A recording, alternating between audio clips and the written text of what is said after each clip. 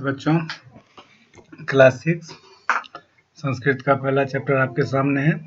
ये श्री कृष्ण वंदनम है, यानी श्री कृष्ण भगवान की जो वंदना है प्रातःकाल सायंकाल इसका हमें इनका स्मरण करना चाहिए, एक बार जरूर ही पढ़ना चाहिए। इससे क्या हो मतलब हमें पढ़ना भी आ जाएगा और याद भी हो जाएगा। ठीक है, तो इसको हम पढ़ना शुरू करते हैं।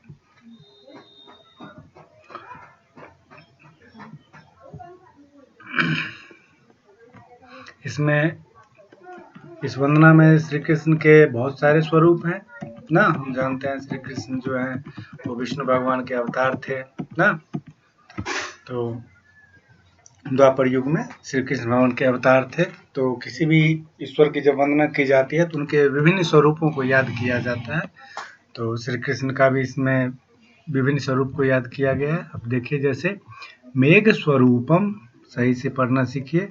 मेघ स्वरूपम मुरली गृहीतम, यानी मेघ स्वरूपम मुरली गृहीतम।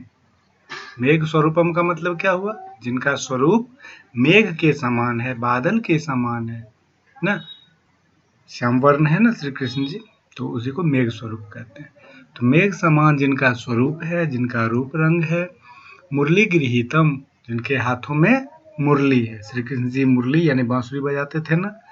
तो मेघ स्वरूपम मुरली गृहीतम ना, जिनका स्वरूप रूप रंग मेघ के समान है, जिनके हाथों में मुरली है ना।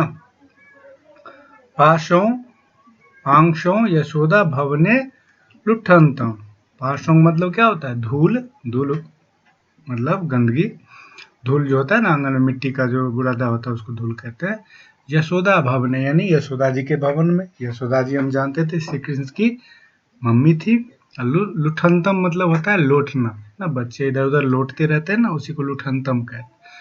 तो जिनका स्वरूप मेघ के समान है, जिनके हाथों में मुरली है ना, जो यशोदा माँ के घर में धूल में लौट रहे हैं ना, उन्हीं श्री कृष्ण के बारे में कही जा रही है। प्रफुल्ल वदने, प्रफुल्ल वदने, प्रफुल्ल मतलब क्या होता है?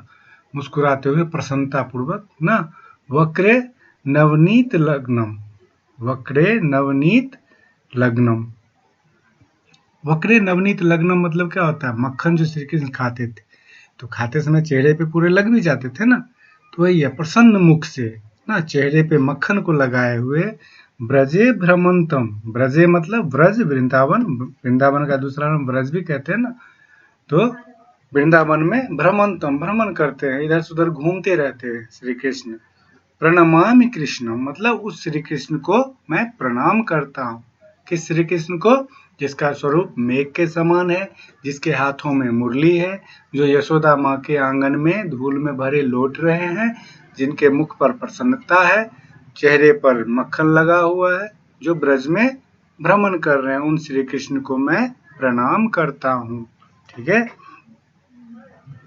अब श्री कृष्ण के कई सारे नाम हैं, तो इन्हीं में कुछ नामों को स्मरण किया जा रहा है। देखिए, नमामि ब्रजेशम मुरारी सुकृष्णम, नमामि ब्रजेशम मुरारी सुकृष्णम मुकुंदम विभु व्यापकम अच्युतदेशम, अच्युतेशम। ठीक है, नमामि ब्रजेशम मतलब उस ब्रजेश को प्रणाम है। ब्रजेश भी श्री कृष्ण का ही नाम है, मुरारी भी श्री कृष्ण का ही नाम, सुकृष्ण।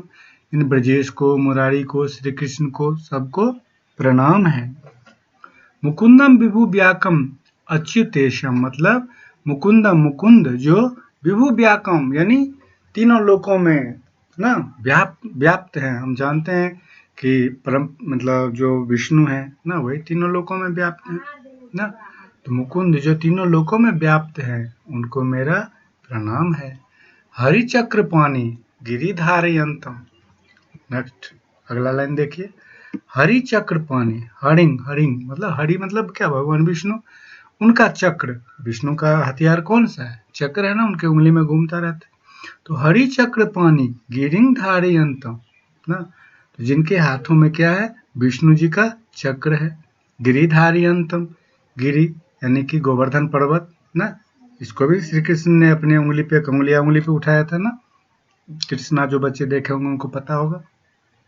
सुदामा सखायम निरीहम स्मरामि, यानी जो सुदामा के मित्र हैं, सुदामा चरित्र भी पढ़े थे हम लोग, सुदामा जी कृष्ण जी के मित्र थे, बहुत ही गरीब ब्राह्मण थे। तो वही कह रहे सुदामा सखायम निरीहम अस्मरानी, मतलब ब्रजेश, मुरारी, श्री कृष्ण सबको मेरा प्रणाम है। मुकुंद जो तीनों लोकों में व्याप्त हैं, उन अच्युतानंद को मेरा प्रणाम है।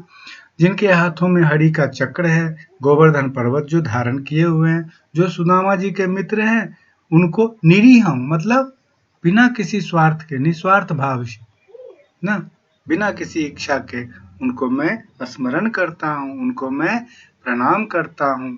ठीक है। अब देखिए इसके राइटर कौन है, जगदीश प्रसाद यादव, यानी कि भैया जी। ठीक है, तो इसको हमेशा याद रखिएगा, राइटर भी पूछी जा सकती है ना, एग्जाम में पूछी जाती है राइटर का नाम।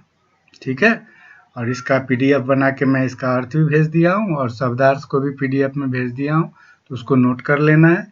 जो बच्चे बुक नहीं लिए होंगे तो जल्दी से जल्दी ले लेंगे, क्योंकि आप लोग का सीनियर का बुक लगभग मुश्किल से मिलता है, तो जल्दी प्रयास करेंगे, क्योंकि लॉकडाउन की वजह से बुक मिलने में परेशानी है। ठीक है, आगे देखते हैं। आगे देखिए जो मुख्य शब्द हैं, जैसे मुरली गृहीतम मतलब बंसी पकड़े हुए, है ना। इसी तरह 500 मतलब धूल, है ना, धूल में। लुठनतम लौटते हुए, प्रफुल्ल वदने प्रसन्न मुख में ना। वक्रे नवनीत लग्न मतलब चेहरे पर मक्खन लपेटे हुए। भ्रमंतम घूमते हुए। निरीहम इच्छा रहे तो स्मरा में मतलब स्मरण करता हूँ। तो इस शब्दार्थ को याद कर लेना है, शब्दार्थ याद करने से समझने में आसानी होती है। अब इससे रिलेटेड कुछ क्वेश्चन है। श्री कृष्ण वंदना किसकी रचना है? तो आप पहले देख चुके थे किनकी रचना थी, जगदीश प्रसाद यादव यानी कि भैया जी की। तो आप लिख दोगे, कोई दिक्कत होगी नहीं होगी। क्या लिखोगे, श्री कृष्ण वंदना जगदीश प्रसाद यादव या श्री जगदीश प्रसाद यादव उर्फ भैया जी की रचना है। श्री कृष्ण का पालन पोषण किसने किया? तो आप जानते हो कि वासुदेव और देवकी जो श्री कृष्ण के वास्तविक माता पिता थे, लेकिन वो कंस के कारागार में बंद थे ना। तो फिर नंद बाबा और यशोदा मैया ना उनकी जो है देखभाल किए, श्री कृष्ण जी का पालन पोषण किए। इसके बाद है श्री कृष्ण के परम मित्र कौन थे? तो श्री कृष्ण के परम मित्र कौन थे? सुदामा। लिख सकते हो, श्री कृष्ण के परम मित्र सुदामा थे। श्री कृष्ण का पालन पोषण नंद बाबा और यशोदा मैया ने किया ना। प्रस्तुत पाठ से श्री कृष्ण के 5 नाम चुनकर लिखना है। तो 5 नाम तो आप देख ही चुके हो, कई सारे नाम ना। कौन कौन सा नाम था तो एक बार फिर से देख लीजिए। ब्रजेश, मुरारी, श्री कृष्ण ना, मुकुंद ना, मेघ स्वरूपम ना, सुदामा सखाय। तो ये कई सारे नाम है, 5 नाम आपको चुन के लिख देंगे। कोई दिक्कत? श्री कृष्ण जी के बारे में हिंदी या संस्कृत के में 5 वाक्य लिखना है। तो 5 वाक्य कोई भारी नहीं है, आप आसानी से लिख लोगे। तो इस तरह से इस चैप्टर को बना लेना। ये पीडीएफ में शब्दार्थ आपको भेज दिया, इसको याद कर लीजिएगा। ठीक है, अब देखिए लाइन बाय लाइन। मेघ स्वरूपम मुरली गृहीतम पाशो यशोदा भवने लुठनतम मतलब जिनका शरीर मेघ के समान है, जो बंसी यानी कि मुरली हाथों में धारण किए हुए हैं, जो यशोदा माँ के घर में धूल में लोटे हुए हैं।